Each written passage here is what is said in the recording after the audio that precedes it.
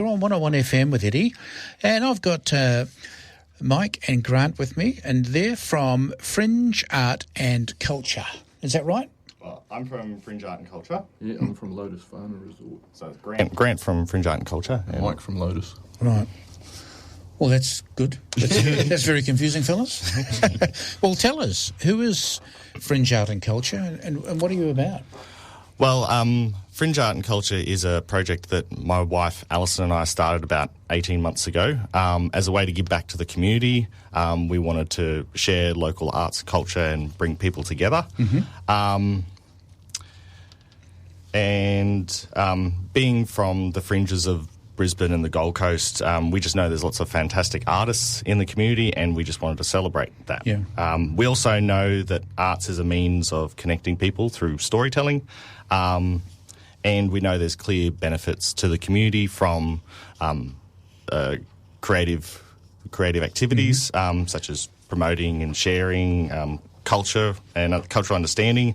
It empowers people by providing them with an outlet for expression, engages and promotes social wellbeing, inclusiveness for any age group. So when you're talking about art, like, you're not talking about painting, drawing and stuff like that. You're talking about the arts in particular. Talking about it in quite a broad sense, but including all of those in it. So whether it is paintings, fine arts, poetry, music, trying to give everything its time, but using each particular type of artwork where it can be. Okay, so Mike, with the Lotus Varna Resort, where do you fit in, and what's that about? Yeah, so I'm not sure how we met Grant and Alison initially. However, we teamed up to do some art programs with those guys. Yep. Fringe Art. Lotus is all about looking at alternative therapies and stuff like that. So music therapy, pat therapy eventually when we get an establishment, and of course art therapy, which incorporates music and painting and stuff like that. So is it a resort, actually a resort? That's our long-term goal. That's what you're building towards, yes, is it? That's correct. Yeah. So initially we're looking at in-home support for seniors and in-home support for people with disability. Yep. And also have a centre-based program coming up soon. Okay. And looking at down the track a little way, once we get some more finances, opening an aged care facility as well. So. In Logan? Yes. Yeah. So Fringe and Lotus have partnered together to run the Creative Connections Arts program you just mentioned for seniors. Tell us a bit more about it and just what it means to the community. Well, as Beyond Blue have recognised, about 10 to 15% of older people experience some sort of depression, about 10% experience anxiety. In aged care facilities, that goes up to around 35%. So firstly, we wanted to provide the opportunity, we wanted to provide a great opportunity for parts of our community that get left out for access reasons, whether it's financial or actually getting to the places. This is quite a unique opportunity because of the fantastic artists that we have facilitating the workshops. Who've not only worked in Logan, but also internationally as well. So we've had some interest already from some people, including a couple. We had a grandfather who particularly wanted to do the folk art boxes workshop that we're running because he wanted to create some personalised gifts for his grandchildren. So he's going to use that as an opportunity to do that. There was another lady who contacted us who'd suffered a close personal loss. So she really just needed some company and a bit of a distraction. Okay. So what can people expect in the workshops? What do you provide in the workshops? Well, Eddie, we've designed the workshops for any skill level or gender, whether it's getting your hands dirty in the acrylic workshop or getting a groove on with Alex in the drumming workshop. I think there's something for everyone. Yeah. And the percussionist. Yes. We were going to bring him in this morning and, we just didn't have the time, unfortunately. So where are these workshops and do people have to book? And if so, how can they book? Yeah, so anyone who's interested can call Alison on 0415 272 150. So that's 0415? Yep.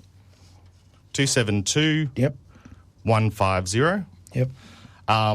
And they're going on every Thursday and Friday for the next 7 weeks. So that's up until the 18th of August. Right. So that's underway now. Yep. So from today, as well as the seniors workshops, we're actually also putting on some.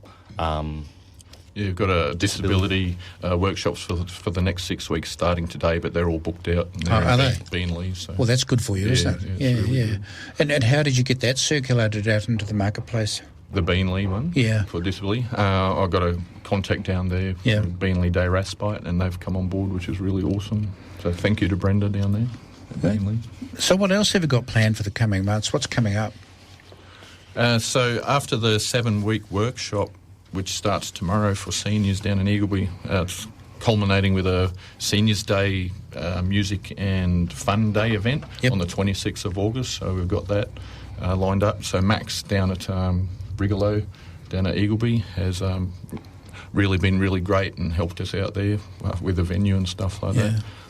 We've also got a seniors program starting this Friday out in Logan Village at the museum out there.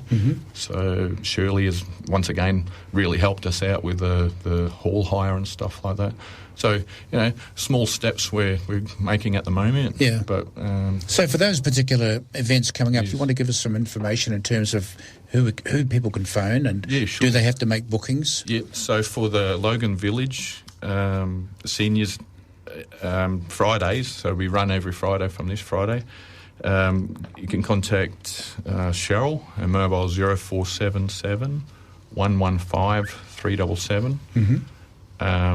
Or you can contact lotusvanaresort@gmail.com and I can pass on any information. And listeners out there, if you haven't got a pen at the moment, you can just call me at the station, give us a call or Roz a call, and we can give you all the details and numbers for you to get in touch with our good guests here. So, how long has this been going? Is this a new innovation, or has it been around for a while? So Lotus started as a not-for-profit incorporation. We were registered in September last year, so we're recently new. So I was just saying before, small steps, but we think we can make a big difference in the community, and we think it's really something that's needed in the community, and that's the whole reason that we started. And Fringe Art and Culture, so Alison and Grant really... we strongly believe what they believe in as well, so it's a really good match for So Fringe Art and Culture new as well? Yep, so just in the last 18 months, we're also focusing more on the youth aspect as well. That's where we kind of want to do more, but we helped out with the Lotus Varna grant application under the Regional Arts Development Fund. So we were able to work through with that, make sure that all the artists got paid to promote artists in the region. So long term, what are you looking for? Just to make a difference in people's lives, to be honest. Every day, if we can find if anybody's listening out there that has access to a hall that we can rent cheaply, we find it a little bit difficult to find somewhere that we can afford because we're new at the moment. So we're also looking for people to help with donations and fundraising events, volunteers and stuff like that. Okay. So our Facebook is Lotus Varna Resort Incorporated. So there's a lot of info on there about events that we've got coming up. So with the hall that you're looking for, obviously in Logan, what are you looking for? 3-4 hours, 5 hours? Preferably probably a 6-hour slot, at least one day a week to start and see where we go from there. So the Logan Village one is 9 till 2:30 every Friday. These two events at Eagleby are similar time frame, even though there's two sessions, it's roughly 9 till 2:30. So we're sort of looking about 5.5 to 6 hours, so we need a little bit of set-up time. And I can also see an opportunity in this for companies to come on board who want to also do that philanthropic work to give back to the community. If we build on this program, obviously the RADF funding is really only a once-off thing. They don't really like to put it in for a progressive work that happens. They want to set you up and say, prove yourself, and then from there on we can say, hey, companies in the local area, do you want to come onto this community enterprise and actually give back to the community? And Bendigo Bank's been really good. They've come on board for sponsorship for the August 26th event. Oh, wow, that's good. So that's really good for us. Yeah, they're very good for the community, the Bendigo Bank, extremely good.